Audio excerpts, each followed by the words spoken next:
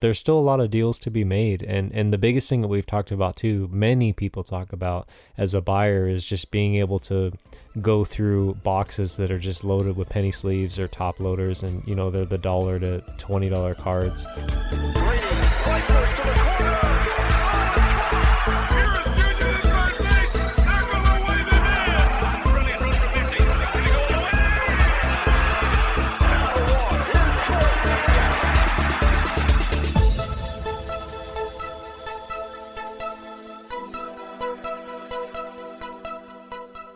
Hey, how's it going, everyone? Thanks for tuning in to another episode of Wax Talk with Raw Mints. I'm Carlos. And I'm Bruce. And on today's episode, we're going to be talking to you all about card show prep, both as a buyer and a seller, kind of the perspectives of both, and how to better prepare yourself when attending a card show, whether you got a table and you're a dealer or you're a buyer looking to make deals or pick up cards. But before we get into that, as always, please be sure to like and follow and share the podcast with anybody you think might be interested in listening. We really appreciate your continued listenership, and we really hope that you enjoy the episodes that we bring to you each week. If you ever have any sort of recommendations, or if there's anything that you want us to talk about, feel free to reach out to us on Instagram at Raw Mints, and send us a follow there too if you aren't already. And we'll definitely cover a topic that you might be interested in hearing our take on or our perspective on. Another thing that we are hoping that you do is we launched our YouTube as well as our shop page on Instagram. Our YouTube, if you just search Wax Talk with Raw Mints, you'll be able to find all of our audio only episodes just in video form. We don't have video. We don't really have the capabilities of doing that yet, because we are both remote from our own locations, and that's just a lot of work. And we both have, I have got a kid on the way, and you've got a son you've already got a son. So that's just a little bit too much work for our workload right now. As I mentioned, our shop page is now live at Shop Raw Mints on Instagram. If you go there, you are going to get a deal on anything you see. It's always negotiable unless we state otherwise, but 99.9% of the cards that we have listed there are negotiable. So if you're looking for a deal, if you're looking for prices well under eBay comps, all of it's our best offer. So definitely reach out to there. If you see anything you like, shoot us a message or add a comment on the post, and we will work something out with you. We're always looking to help grow the hobby, and one way that we can help do that is by giving people great deals and keeping the hobby going. So we appreciate you for following there, and just check that out and let us know what you think. So with that being said, again, thank you for listening every week. Let's get into today's episode, man.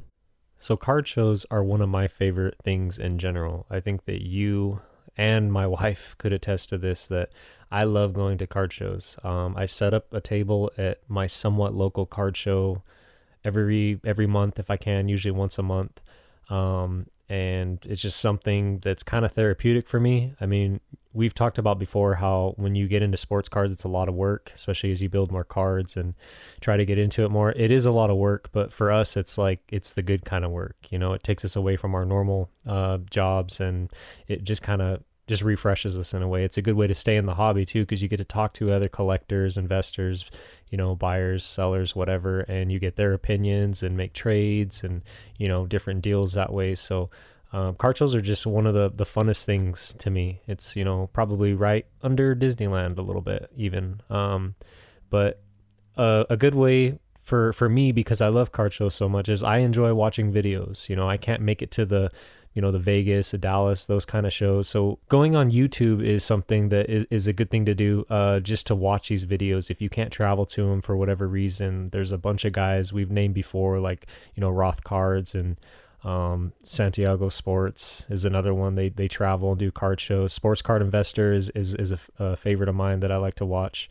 But these are just good ways to see how other people do it, what's at the shows, what kind of prices are at the shows, what to expect, just what to anticipate overall. So that would also give you a good idea of what to expect when attending, whether you're planning on buying or selling, or buying a table and setting up, by yourself or with a friend or whatever. So it's just a good idea to to follow these kind of things. So yeah, I mean, right off the bat, what is your favorite thing about a card show when you walk in, no matter where it is?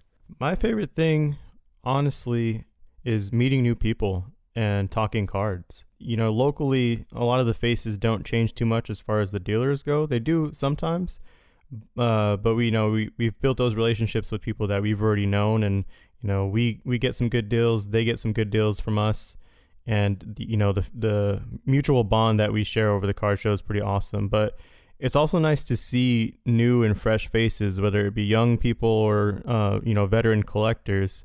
My favorite aspect is definitely talking cards. Talking what's the most recent news that's happened in the hobby, talking sports and how it affects cards, and kind of just sharing our losses and our gains, with people, and the stories that we've had of, the investments that we've made that have paid off, and maybe the investments that didn't pay off. It's just nice to have that mutual bond with people that a lot of the people we don't even really know or meet for the first time at card shows. And, that's one, we can turn them onto our podcast, our Raw Mints page, and hopefully help them, secure a card for a decent deal, and know that, there's people like us in the hobby that are looking out for both the collector and the investor. So I would say talking cards and meeting new people for sure. What about you? I know you, I mean, like you said, you love card shows, but if you had to choose one thing, what's your favorite aspect of card shows? Well, I mean, that's kind of got to be the top thing, dude. I think that building relationships with other collectors is very important. And you're both winning, because here's the thing. They collect a certain thing, you collect a certain thing. They're trying to make a little bit of money, you're trying to make a little bit of money. So, the kind of transaction that could be there, as far as even just talking what you like about the hobby and that kind of thing, helps you build relationships. Because if someone has a card that you want, you have a card that they want, I mean, obviously you guys are going to be able to make a deal on it. But if you see these people regularly, or you have a way of reaching out to them, say you open a pack, or you pick up a card that you win in an auction and it's of that person, just happens to be that guy's favorite player, so now you have something that you're going to be able to help build their collection, but you're also going to be able to use it as trade bait for yourself to get something in return. You know what I mean? Get a card that you want that maybe they have. So, that's another example as far as the relationships that you build. I mean, the people will look out for you. Oh yeah, this guy likes, so-and-so or whatever. So you reach out, and it's just a good way to help build each other's collections. The next thing is obviously the cards. So when I say the cards, it's just, you walk into a show, you're going to see cards. My favorite thing about it is the way that dealers, choose to display them. Whether they're in showcases, just straight up on the table. I just think that there's very, cool ways to do that. When I look at it as a dealer, like, I'm putting out cards that I like that maybe I don't want to let go of. And some people will say, well, why is it in your showcase? Well, it's because I'm setting up at a card show, and I appreciate this card, and I think that other people will, or will as well. So just the overall way, the aesthetics of displaying your cards, I think is really unique. Whether it is, even non-sports cards, or some people will have vinyl records I've seen now at tables and stuff like that. I think that that's a really cool approach, because, other people will see that are already attracted to that, but you may also attract new customers that way, or get somebody into, something in particular that they weren't before. So it's a combination of both. I mean, the people that are in the hobby and the cards that are in it as well. I mean, I think those are the strongest relationships that you build, because it kind of helps you too. If you've been wanting to set up at a show, as long as you've gone to a card show, you have the idea of what it takes. Whether you make money or not. I mean, as long as you're displaying cards, having fun, trading, selling, buying, that's probably the most important thing to me. I think that this topic is so fresh in mind, and we've always been passionate about card shows and the in-person experience. It's much better, much more. It's much more fun in person, regardless. eBay, yeah, you can find some really great deals. You can win some auctions on some really rare cards that are on the other side of the world, located on the other side of the world, and pick something up that you've been really wanting for your PC. But I just don't really think nothing really beats the art of the deal. That's fun to me. Like, obviously you're always looking to maximize your profits, but I love the fact that we can, compromise our maximized profits to help somebody collect their favorite player or a card that they've been looking for a very long time. And one of the things that I noticed at the most recent card show that we went to is the amount of soccer that people are, they have for sale as dealers, as well as the amount of people that are starting to get into soccer and look for soccer. And I don't want to, toot our own horns, but I think that you and I, and a few of the other friends in our friend group are responsible for that movement locally in Arizona, at least. Because I know the very first shows that I was going to, that I was attending, which was probably getting close to about 2 years ago, maybe even a little bit more, because I was going to shows before I even bought my first card, and there was no soccer at all, like at all. Man. And now I don't remember, and I've been going to shows a long time. I rarely remember seeing soccer right. cards. And I think that, I will go out and admit that I think that our presence at card shows has really helped spark people's interest in soccer. There's definitely some people that have had soccer, like our one of our partners, or not partners, but one of our dealer friends, Jeff. He has some pretty old classic soccer cards that he's been holding on for a while. And just unique cards in general, too. Right. I mean, exactly. non-common things, the baseball, basketball, football. I mean, he's got just some really cool pieces. Right.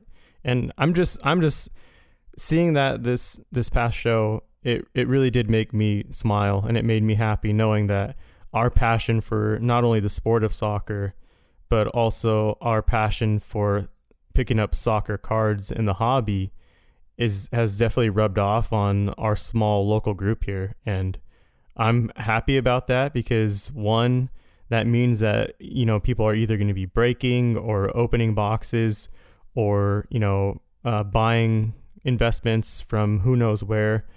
And they are more likely to have something I'm interested in, and Exactly. There's a possibility that we have cards that somebody's interested too. That's awesome. Soccer spreading here in Arizona is really awesome. And I've enjoyed that. And we just did a card show recently, so that's why everything is like super fresh in our minds. So it's like it's really nice to talk about. But like I feel like a lot of the shows that I've been doing every month, I see more and more people actually say that they've been wanting to get into soccer cards. I do see it's probably 50-50 though, because there's a lot of people that are just like meh, or like they don't care, and I understand that. That's cool. Like if you're not into soccer, that's you're into whatever you're into, and that's cool. But I see more and more people say either I heard that you have soccer cards, so I came to the show. That's happened to me a couple times, just from friends or, people that I know or whatever. And they talk to friends and they say, oh, we'll go to the show. This guy has soccer. So I've had a few people that have told me that, which is pretty cool. And then I have more people that are like, I'm trying to get into soccer. What should I collect? Because you have for us, we're going to be, of course, like Messi. And I know it's even for Jeff, who you're just talking about. He's just like Messi, Ronaldo, Mbappe. And those are great, great starts. But being that we like certain teams and certain players, like I feel like we can just kind of branch that out a little bit, and say, well, there's also this guy who's young, or maybe it's someone like, it's like you collect Cavani. I mean, people realize what he's done for the league and how long he's been doing it. I mean, you have to appreciate it. Speaking of that, you just scored a goal, and Ronaldo got an assist and a goal playing for Man U. So I want to say that they actually set a record for the oldest scoring duo combined scoring. I think the age is like 70, and that's incredible, man. Like that's awesome. That's something that I love watching, not only because obviously we love Ronaldo, but Cavani's my favorite player and has been for a while. It's just nice seeing that even at their age and, even at their level, they're still performing and wanting to win and still have that passion for the game. So that's why I'll always collect Cavani cards.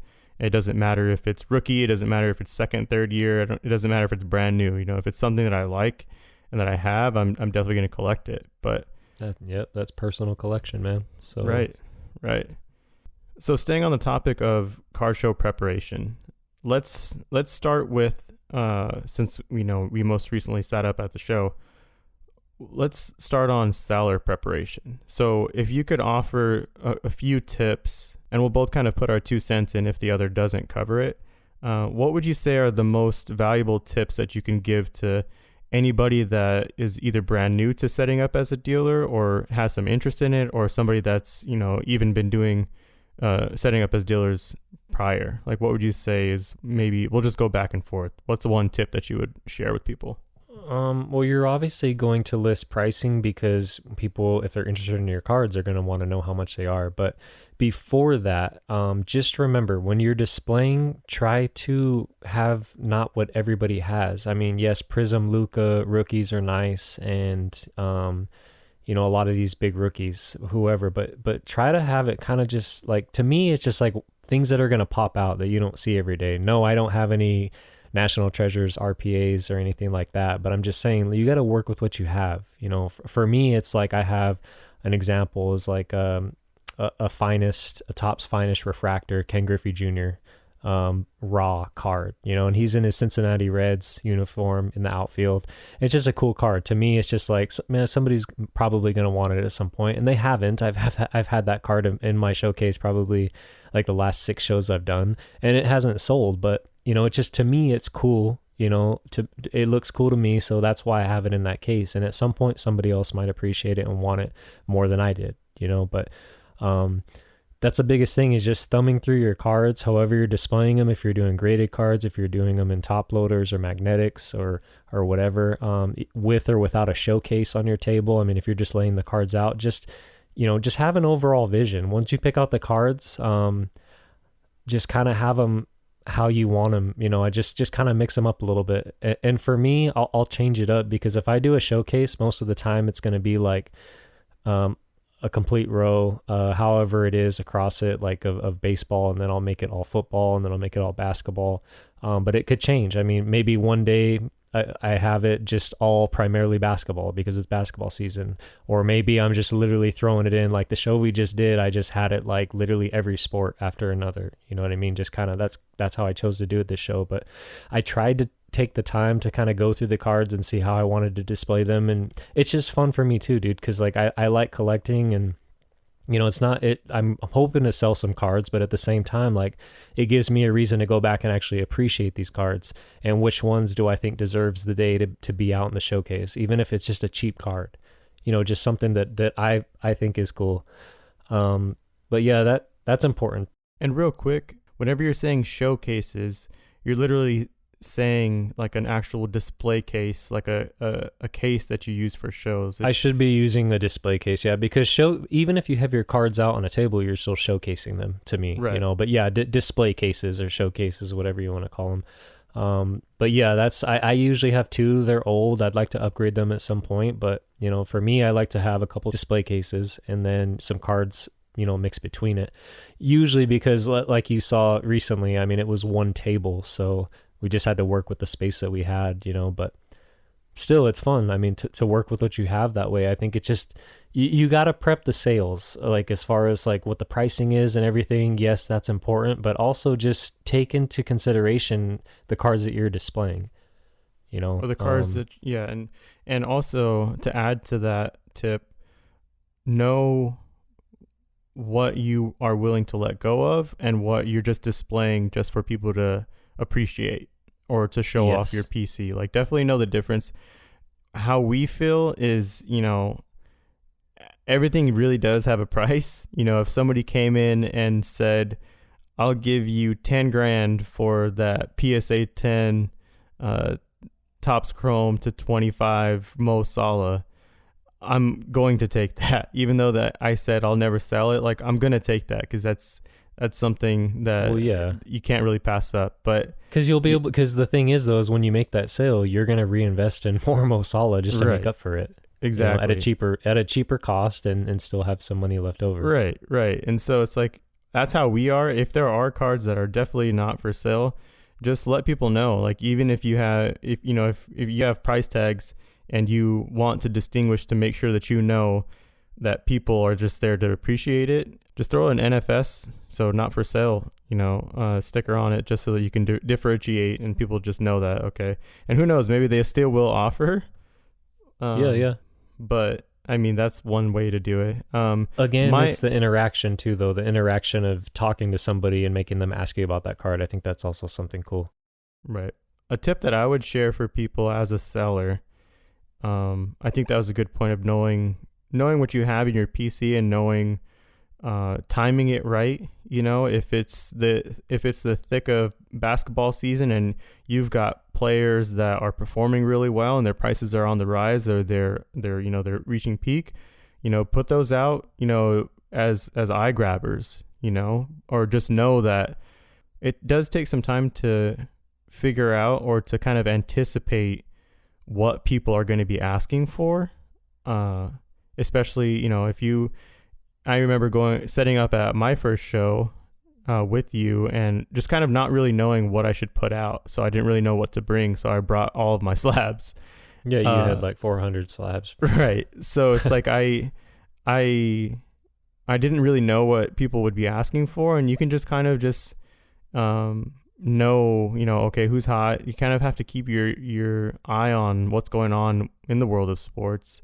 Even if it's just, the playoff race is heating up and you see people at the top of the table or the top of the standings, you'll know, okay, I'm going to be bringing some of these cards if you have them, if you've got some unique cards. Or somebody that's just playing well, is you know what I mean? Somebody that's hot. Having a good season. Okay. It's okay to bring your PC cards, and display them, because that is the art and fun of being a dealer at a card show. I mean, a lot of people would disagree with that, but I think it's okay to bring those PC cards, whether you're planning on selling them or they're worth 50 cents, just because you want that on your table just to showcase. That's awesome. There's nothing wrong with that.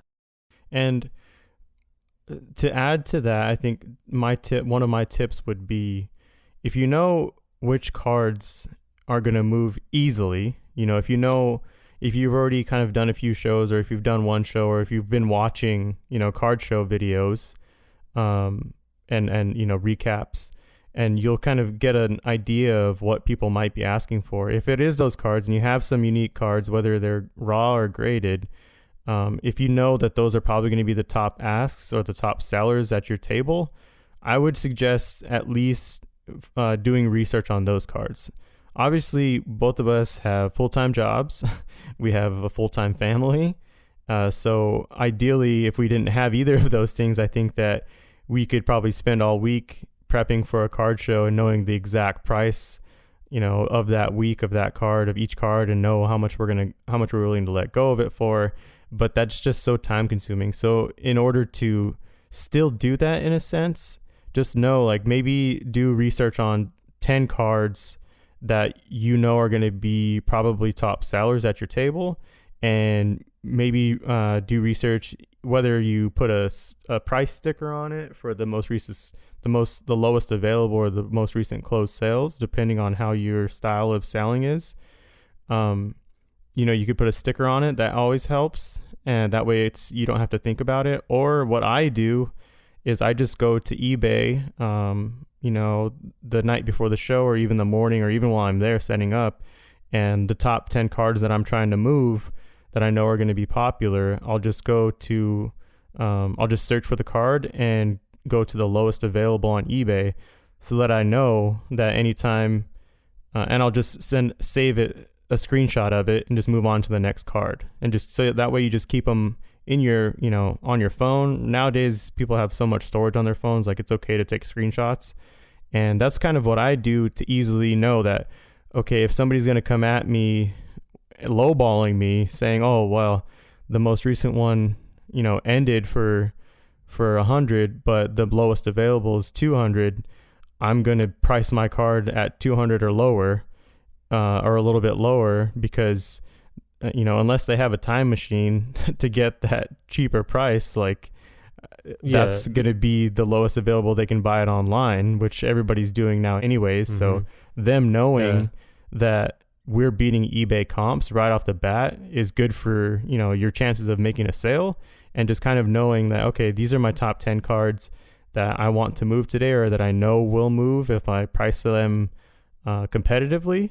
And just knowing that and having just those screenshots in my phone, it helps me to just be like, all right, 1 sec. That way I don't have to search and everything. Like it's literally just, it's timestamped essentially that morning, So that's one of my most useful tips that I would share for card show prep as a seller.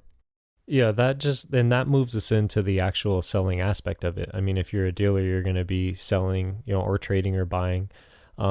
But just the general way of pricing your cards, like you said, I mean, obviously you're going to want to do your research, because everybody that comes to your table is going to whip out their phone and they're going to go on eBay and they're going to see this sold for and whatnot. And that's how the hobby works. I mean, really, when you're making these deals, I mean, that's how it moves.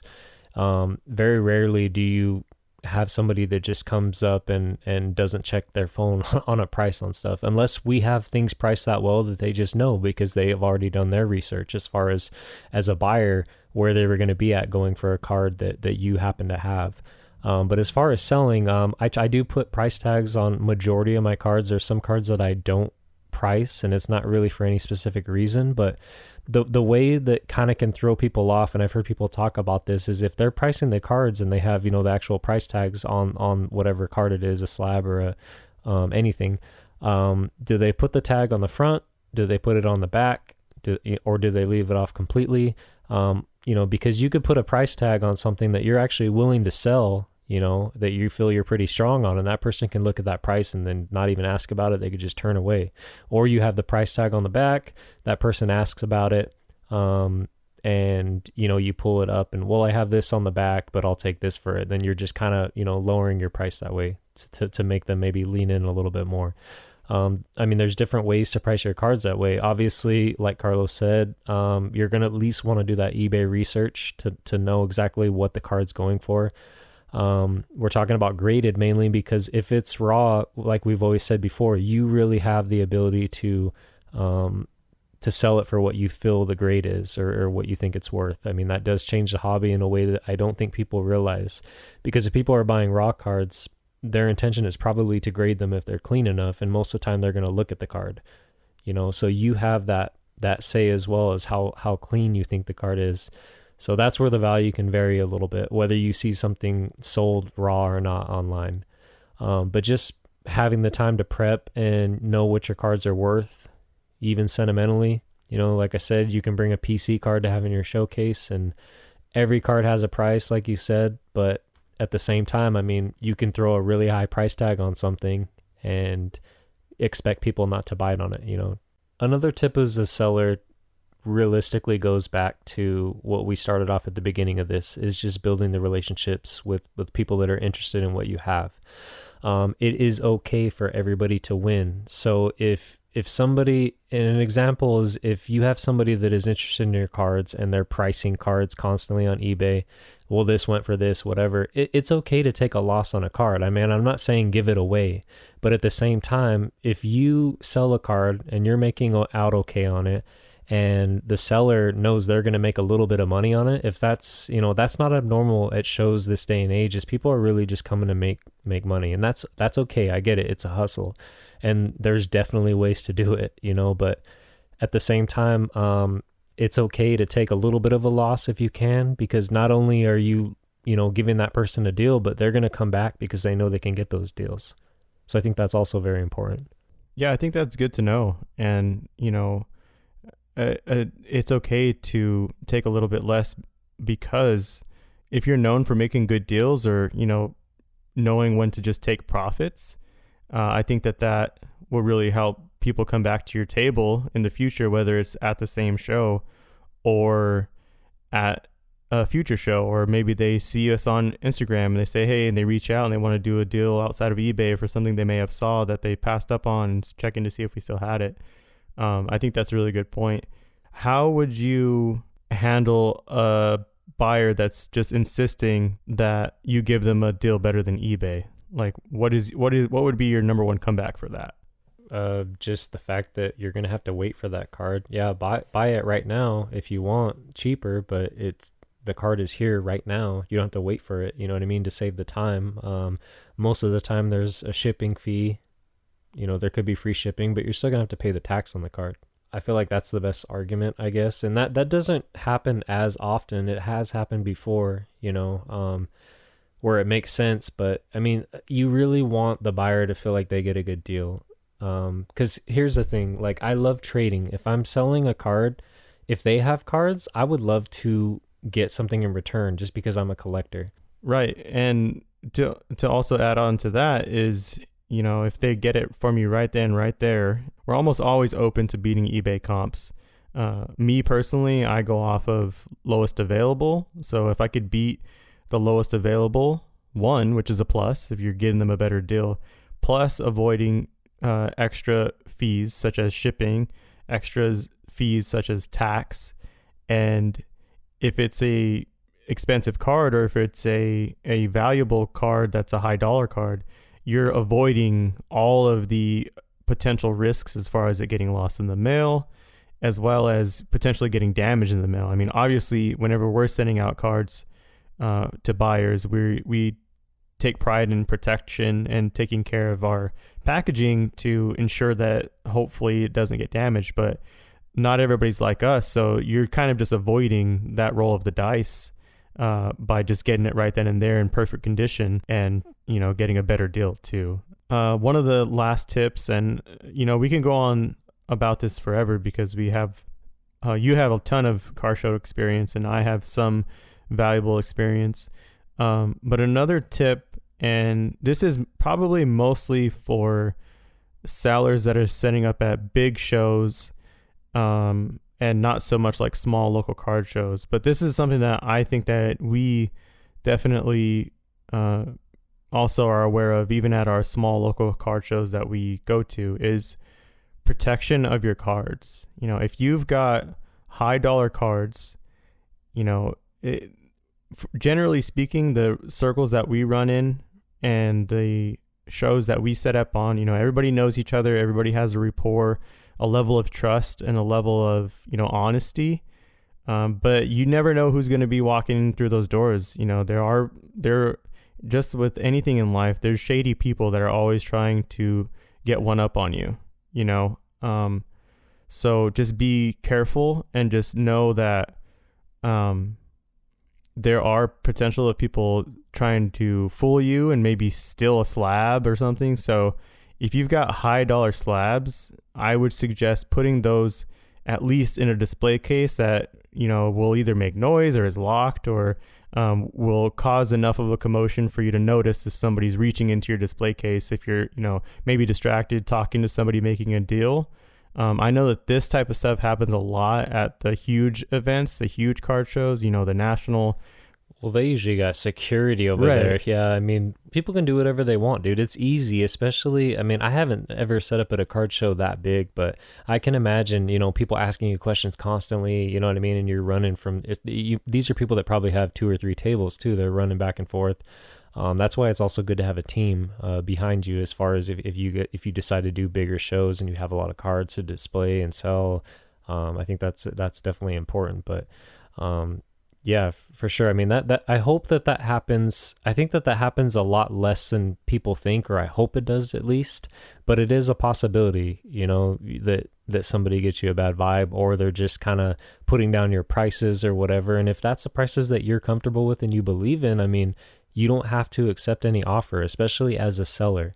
I mean, these are your cards that you're selling, or displaying or whatever. So for us, we are trying to give people good deals, and most people are very appreciative of that, but there can be certain people that are a little bit difficult to deal with, and it's okay to say, I'm okay, thank you anyway, and just move on. Right. So generally, I mean, the hobby's been good to us. People have been good to us. We've been good to people. We're honest. Both of us are honest buyers and sellers and collectors, and we do value our position in the hobby as raw mints and as individuals as well. And we've, like we said, our first tip that we shared is just the value of building relationships. And I know that we both are pretty honest people, just even outside of the hobby. So we're just not those types of people. So we really do love harboring those relationships, and we would never want to do anything to affect those negatively. But not everybody's like us. Not everybody's like our friends, our friend group, our circle, or the people that we've met that we can trust or rely on or that help us with things in the hobby. Again, like I said, anybody could walk through those doors. So just know that, if it is a card that is worth a lot of money and is or worth a lot of sentimental value to you, keep it close to you. Keep your eye on it. Keep it behind a display case that requires somebody to open up the case and cause enough of something in your peripherals to send off alert signals to you that somebody's reaching into your case without asking. And just know exactly where your high dollar cards are at, because people are smooth, man, and just not everybody is honest. It's just like on eBay. You can always get scammed, or just like online, you can always get scammed by people, and it doesn't stop people from doing it in person as well. Are there any other seller tips that you can think of right now? I know that we could give a lot more tips, but these are kind of our main ones that I think are important to share. Well, one of the last ones that I'll bring up, and this appeals to a buyer and a seller, because I've been both. I want to be both, because I would love to set up at every card show if I could as a living, but that's not the case. So I would still like to attend card shows even as a buyer, or I'm bringing cards to trade. But the biggest thing, like I said, the last tip as a seller, someone comes up and they have cards that I want, and if I'm just going to buy them from them or whatever, and they say, well, the last one sold for, $210 on eBay or whatever, like literally just sold like within the hour, $210. But as a buyer, if I'm strictly thinking, like, if this was my profession, if I'm just literally just trying to buy cards and flip them and keep it moving and keep growing into bigger things, I'm not going to pay $210 for that card. I'm going to have to explain to the buyer that if I buy this card from you at $210, I'm going to literally just sell it for $210. You know what I mean? So you have to be able to pay at a percentage. And again, this goes back to as a buyer as well. When you're pricing cards, you have to understand if you're willing to just, make those profits on a card, or move, even trading into bigger cards is also a really good thing to do. I think a lot of people do this in general, but the goal is to like start from the bottom and work your way to the top. That's kind of how it is with cards. You start with a $5 card and work up to a $100 card. And that's not just if you're going to flip it, that's just because you want to build your collection up that way and get up to that, whatever it may be, a LeBron rookie or something. So that's just something very important to note, is as a buyer and a seller, there's just, to be able to distinguish the difference that way. And I experience this from time to time. Even as I used to take my cards to trade, trading is the best way to get your equal value. But if you're looking to sell stuff, the dealer is going to have to have a little bit of a percentage over you. It's the same thing if you took your collection to a sports card shop. They're obviously going to have to resell these cards. So let's move on to some quick tips for buyers at card shows, buyer preparation. I think that the number one tip that I can share for a buyer, and it doesn't need a whole lot of explanation, is cash is king. Sellers, it's just like anything else. If you're buying a house, if you're buying a car, if you're bringing cash to the table, there's going to be people that are motivated to take that offer over PayPal or over certain online fees. And I'm not going to go into detail on why that may be, but cash does help sweeten the deal. If I'm buying a card and maybe somebody next to me wants the card for $250, I will say, well, I'll give you, $220 cash or $200 cash. Some sellers might be like, I'll take the cash because I just want it without incriminating yourself off the books. Well, I think that overall it also just helps people, like, you know what I mean? Be able to avoid like the fees of time and everything, you know what I mean? Because most of the people, if you go to a show, like if I'm a buyer and I go to a show and I get cash, like I want that cash just to spend at the card show, you know what I mean? Like that kind of helps too, because if that dealer didn't have anything that you wanted, and you sold the card, you were able to go to another table and just, have that cash to spend too. I think that's also another fun way as far as working your way up in the hobby. in order to help out sellers too, and this kind of goes for any business, if you're doing any sort of transacting with people, whether it's cards or outside of cards, if people are running small businesses, another thing that I do is I don't put in the description what I bought. I just put in like thank you or thanks, so that they know that, there's not really a record of it. The biggest thing is just knowing that if you're prepping for a card show as a buyer, just know that if you're going to a show looking at a price tag or somebody gives you an offer, there's going to be, some sort of a discount, for in most cases, unless that seller is just really firm on their price. But again, like the cash offer, I mean, that saves the fees. Or just maybe the buyer comes down $20 at least to make you feel better, or $10 even. I mean, every little bit counts if you're interested in a card. But that's the biggest thing is as a buyer is just knowing that you're gonna have a little bit of a weaker advantage because you're not the dealer, obviously. But there's still a lot of deals to be made. And the biggest thing that we've talked about too, many people talk about as a buyer, is just being able to go through boxes that are just loaded with penny sleeves or top loaders. And, they're the $1 to $20 cards. We've talked about that, I'm sure, a lot of times before, but being able to find those bargains. I wish I had more time when we talked about the time restraints as far as what we have to work with and having one table. We just don't have, the capability of loading a bunch of boxes with, stacked with cards, because we have a lot of cards, that we want other people to appreciate. It's just the process of being able to get them out, you know what I mean, for display is a different thing. But as a buyer, if there's boxes there, they could have showcases full of some of the best stuff you've ever seen. Approach those separate things first, those boxes that are just loaded with top loaders, because that's where you're going to find the best deals, the best bang for your buck, at least to work with, because those same cards that you're looking at that are PSA 10s, you might see those same cards that are raw, and you could go through them and you can ask the seller, is it okay if I look at this card? And of course that's going to be okay. That's how it works. You're willing to pay a certain amount for a card that they have. I mean, you want to know what you're paying for outside of grading. To transition into my next tip, I think that's a pretty fair transition to getting into, because it is in person. We talk about this all the time. We try to stay away from picking up high dollar raw cards on eBay, because you just never know. There's probably a reason why it's listed. There's probably a surface issue, probably a corner issue, or something that you can't see from eBay photos. So this is your opportunity. And my tip, another one of my tips, is you're in person, so take full advantage of that.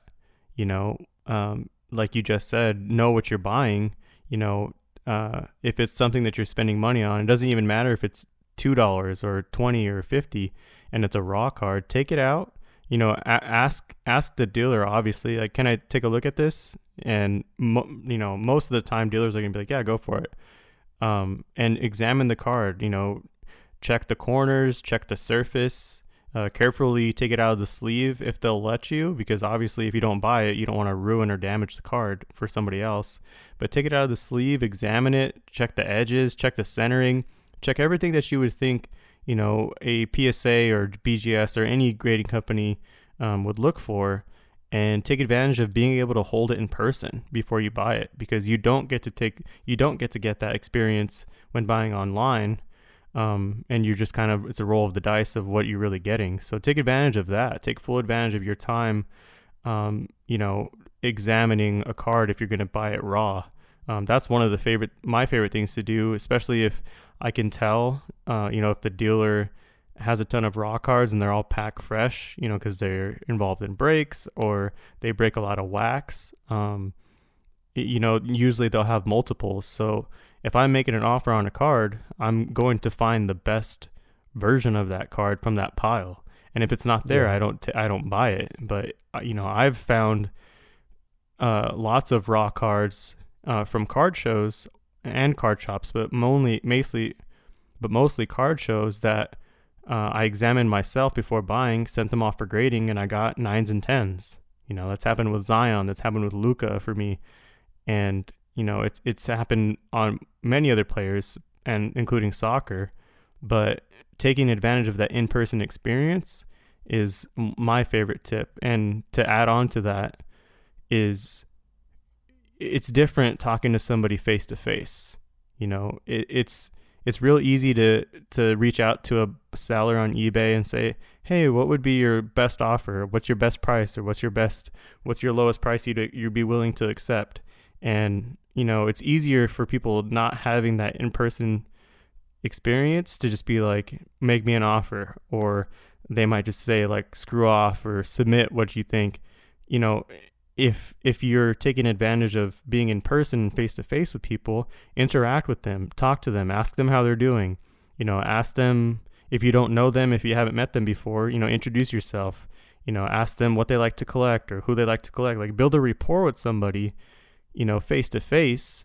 And you might be making a friend that, or being friendly with a dealer that might be like, okay, I like this person. I'll give you a good deal on it. Like, the art of the deal goes both ways as a seller and a buyer. You know what I mean? Like, I feel like obviously the seller does have the power because they do have that, it is their card and it is their property, but you do have a lot of power as a buyer as well to use your knowledge and use your expertise as a buyer and work something out and be nice to somebody. It goes a long way. Yeah, and as a buyer, I mean, you have the physical capability of being able to, if you're willing to spend money with somebody and purchase a card, you have the ability to be able to examine the card for the condition, for what it's worth. Because something that I know as a seller, that I've had people ask me, because a lot of the cards that I have in my showcases, display cases, are primarily graded. So the thing is I'll have like a few raw cards in there, whether they're in card savers or whether they're in magnetics. And it's not necessarily because I didn't think these cards would grade well, but maybe I did have the intent of grading them, or also I just thought they looked really good in a magnetic. I mean, that's a possibility as well. So it's up to you as the buyer to be able to, if you're purchasing a card that is raw, it's okay to examine it. And the thing is if you feel uncomfortable about the situation, you can ask the seller to take the card out, and show you, because it's their card, you don't want to mess it up, that it's okay. Most sellers will pull the card out, and show it to you, or do the best that they can, just to display the overall condition. So, as a buyer, you have the advantage because you're the one, helping the dealer make a sale. So, when it comes to raw cards, I feel like specifically we're talking about right now, but it's okay to examine the condition, and most dealers, they're going to know that they're not selling a raw card at a PSA 10 price, so there's going to be a reduced price to begin with. But you can negotiate from there, and see what happens.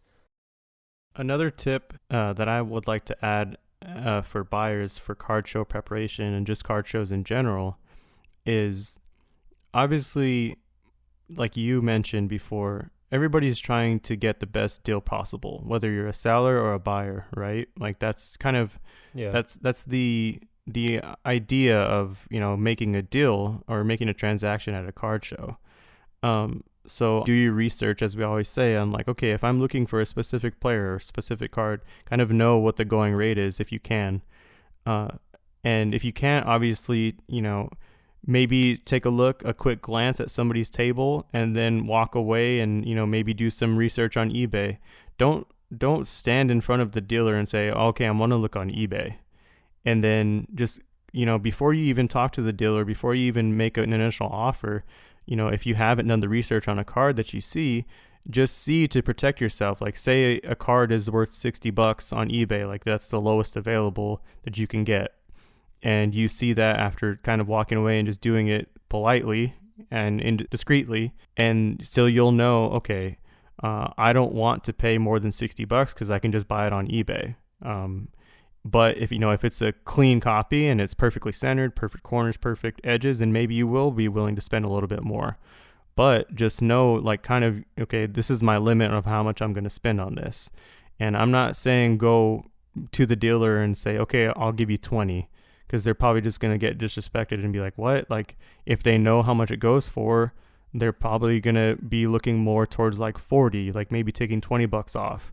But don't lowball people in person. That's just kind of weird. especially if you did the research on it.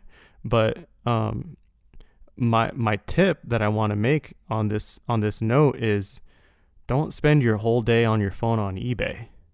Enjoy the card show. Enjoy building relationships. Enjoy talking cards. Exactly. Enjoy talking to people. Making new friends. Making deals and helping people build their PC while you also build your PC. Like, don't be on your phone the whole day looking at comps, because then it's just that's not fun. Enjoy yourself. Yeah, don't be afraid to walk away from cards. Like here's the thing where like you could miss out and win at the same time, is like when you first get to a show, you know, you're gonna go to a table and you're gonna look for the card that you would purchase. I mean, the cards that interest you most. You're moving from table to table trying to see, who has what you want most. And here's the thing, don't be afraid. You see something right off the bat that you're like, oh, I like that card, I wouldn't mind having it. Don't be afraid to walk away. If the price seems right and it's reasonable, to begin with, especially, and then you can make an offer, get it for a little bit lower than what they're asking. I mean, it's a win-win. So there's a chance where you could see that card that you knew was a good price, and then you could walk the whole showroom floor and come back to it and ask where that card is, and it's gone, all because you missed out on even $20. Like, it was a $20 card that you're like, oh, I'll come back for that. It's $20. I mean, that card could be gone by the time you get back to that table, but you got to feel comfortable with the price. If it's something that you're like, that's a little bit higher than I was wanting for this card, don't be afraid to walk away. But if it's something that just seems within your budget and it's, too good to be true, you should probably just jump on it if you believe in it enough.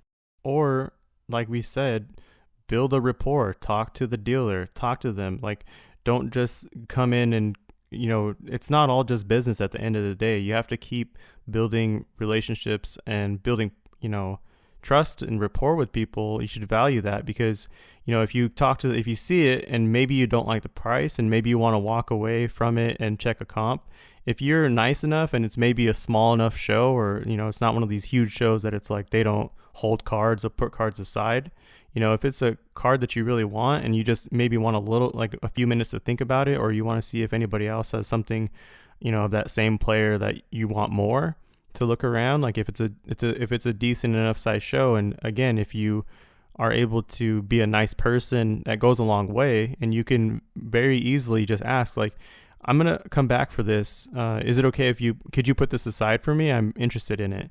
And that doesn't mean just go in and say, put that PSA 10 silver Zion aside. I want to buy it at the end of the day. Because, that's not what a dealer wants to do. But if it's something reasonable and you feel that, you really are very confident that you're going to buy it, and you're very confident that you want to, try to work out a deal with that dealer, it doesn't hurt to ask. It doesn't hurt to build rapport and ask and say, hey, could you put that aside for me? I'm interested in it, but I just kind of want to look around and see what else I'm interested in.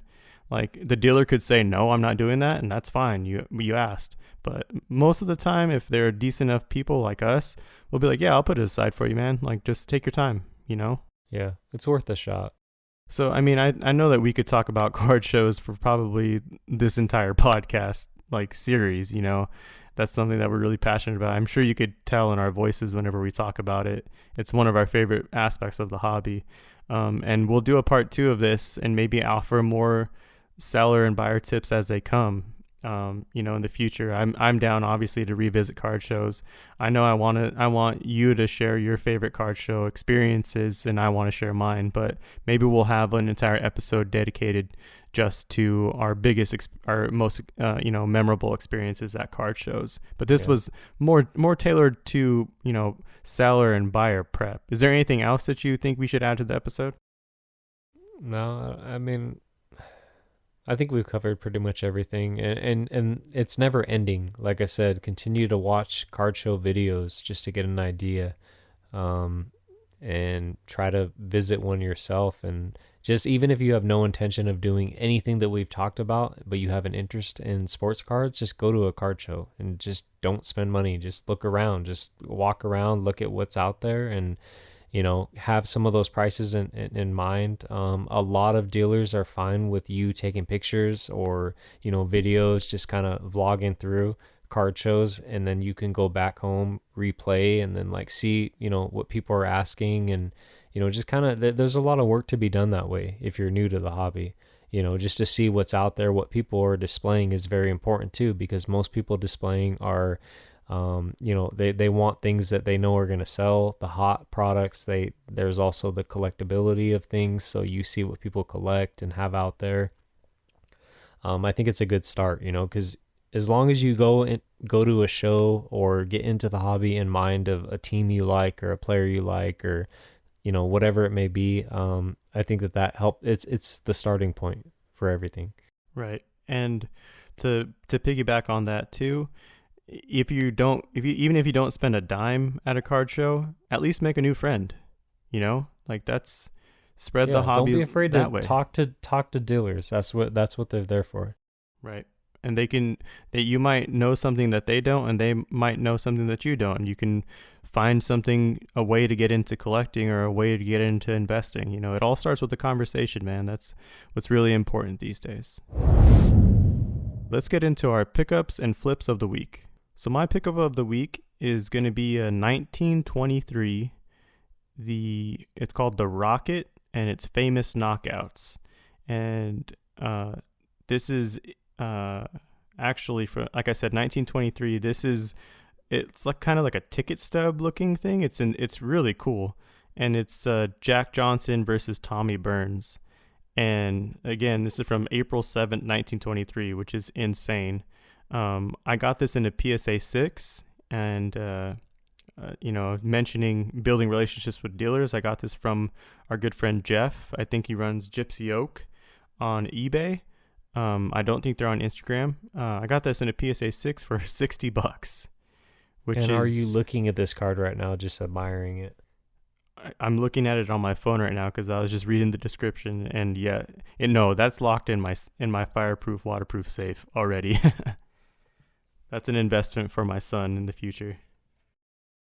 My pickup of the week, I'm looking at it right now, and I've been wanting a Derrick Jeter auto for a while. This one is on card. Shout out to Michael Rubin. I've mentioned many times before. We always make a lot of deals, but it is a 2000 Fleer Gamers Derrick Jeter. This is it's a bat card. It's a lumber card. It's a game used bat, which you can get this card by itself. Just game used bat. This one is the on card auto version. It's not numbered. I don't know what it's short printed to. But it's a BGS 9, true 9. It's got 3 9s and a 9.5 on the centering. It's got a 10 autograph. I'm literally looking at this card right now. I love it. Like, I want to hold this card. I mean, again, everything has a price. But the goal is to be able to hold this, to be able to upgrade into an auto that I like more, or a rookie card. You know what I mean? I would, like, an example is I would trade this towards an SP Derrick Jeter rookie card if the grade was right. You know what I mean? Yeah, I mean, that's kind of the goal. I mean, because I like rookie cards. This is not a rookie, but still 2000. Just one of those oddball sets. I think it was Fleer Gamers was the set, but yeah, it's sick, man. On card auto, bold auto. Derrick Jeter has a nice auto for sure. Yeah, it's a beautiful card, man. It's a great slab. My flip of the week, again, our influence on soccer, getting people hooked into soccer. I'm all about it. One of our friends at the show, and I picked up in this last July, so a few months ago, I was picking up Holland stickers during the dip and during the off season, and I picked up quite a few 2019 Panini Fußball Bundesliga sticker number 32, Erling Haaland PSA 8s. At the time, I got it for around $205. I know I wanted in an auction. One of them in an auction, and I flipped that for $400 at the show. So, and again, we're talking about our friend Michael Rubin, who has been building a really nice soccer collection. So that's the move. Collection. Is like, we've been doing that, and at the same time, like, I've worked out deals with him where, like, I'm letting go of cards that I'm like, even for me, like, I want to hold on to. But, like, you gotta share that. If someone is willing to get into soccer to us, like, we want to help. We want to build that, in the hobby. Right. And I gave him a really good deal. I sold him a few other cards at the same time too. Sure, so he got a really solid deal. And one of the main reasons why I was okay with giving him such a great deal on those 3 soccer slabs is that he's getting into soccer, and that excites me. That excites us. The more that he gets into it and the more that, he, learns about it, the more we're going to have to offer to not only him, but other collectors like him. So that's poetry in motion for me. My flip of the week, sticking with the show, is going to be a 2020 Panini Donruss Optic Justin Herbert blue scope PSA 9. The scope cards are really sick, regardless if they're raw or graded. Like I said, a PSA 9. I want to say that I actually tagged this card. I put it on the back. That was the way that I did it for this card. It was at like 325, which was a possibility maybe. The guy that was looking at my cases was just cool to talk to.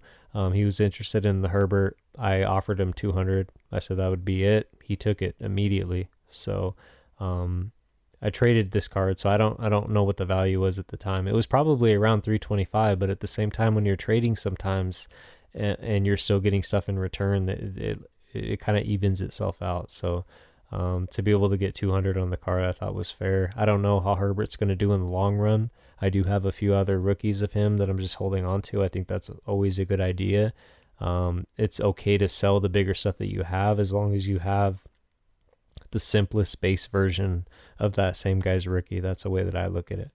So those are our pickups and flips of the week. So we really hope that you enjoyed today's episode. Whether you're brand new to the hobby, whether you're a veteran of the hobby, we hope that a few of the tips that we shared, both for buyers and sellers, helps you be better prepared for your next card show, or your first card show, or your 500th card show. We hope that our perspective at least makes you think of something differently, and maybe different ways to approach the hobby to not only be more successful, but also to be a better contributor to the hobby. Because at the end of the day, it's collect what you love first, in my opinion, and 2 is building relationships. And that can be in person, that can be online through social media. We have made some really good friends, some people that we, talk to, we've never met at all in person on Instagram. And we've have friends and connections all over the world, Spain, Portugal, Germany, and the UK, of course, and Australia. Like, we've built some really awesome relationships with people that we can trust and that can trust us. And it's just about reaching out and spreading the hobby and continuing the importance of the hobby, which is, collecting at heart, but also, building those relationships and friendships. So as always, if you could please be sure to like, subscribe, share the podcast with somebody. We're now live on YouTube. We're actually caught up to our most recent episode upload. So now we're going to be posting our YouTube video the same day we post our podcast to our all of the podcast platforms. You can find that YouTube by going to Wax Talk with Raw Mints. Just search that in your bar and it should pop up. If you're having trouble finding it for whatever reason, just shoot us a message on Instagram at Raw Mints. Also be sure to check out our IG shop page. That's Shop Raw Mints on Instagram.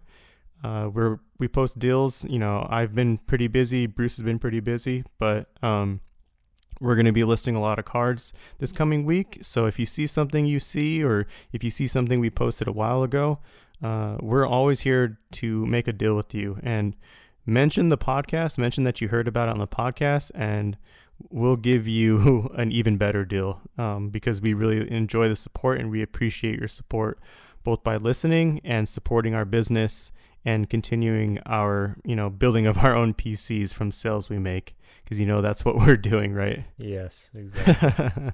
So this has been another episode of Wax Talk with Raw Mints. I'm Carlos. And I'm Bruce. Thank you for listening.